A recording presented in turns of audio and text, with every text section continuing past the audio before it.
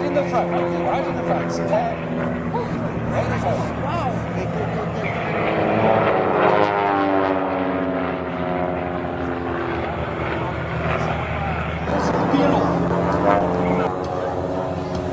Dit is regtig, dis wat hierdie ouens het roep, is 'n banana split. Nou ek weet nie waar is die banana en waar is die split nie, maar dit is nou eerlik. Come on, do something. Okay, there he's pitching up now. And ladies and gentlemen, he's probably pulled about 5 Gs right into the vertical.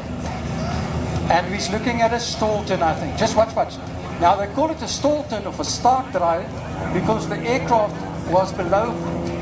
When he turns around, it's about 40 knots, which is already about 20 knots below the stalling speed of the aircraft. Pitch up here, dan gaan hy a barrel roll, offset by 90 degrees, and now he's got a... Well, nee, daar vlieg hy daai kant toe, so hy het nou opgeset. Kijk nu die drie. Okay. Dit is hoe die lig ouens se koeksuster bou. Daar is hy nou.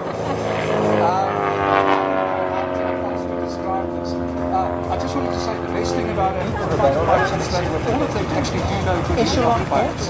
But look to your right, Charlie, that's very Very remix. That is so difficult. Dead space. Oh, shit. Okay, and here we've got the really moved out of position. Now they can go line 2. Reg langs mekaar. Kom ons kyk nou wat gaan gebeur. Ek dink hulle gaan 'n formasie staakdraai doen. Now, Charlie, one of the reasons why these guys can do it is they former Air Force military pilots. They are fast jet. In fact, Glenn Warden was Johan van Sorum's instructor.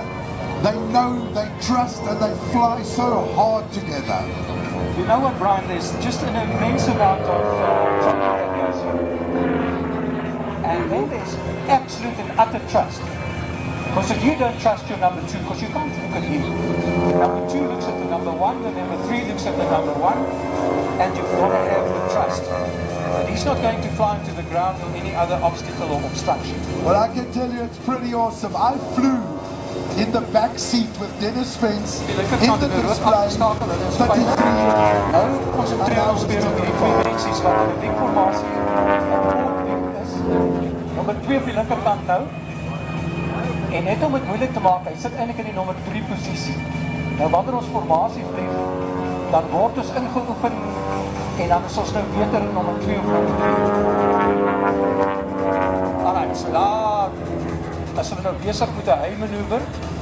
Nou 'n hy is die Afrikaans van pitch. Look at number 2 going into a little bit of a line astern position underneath the smoke and chasing number 1.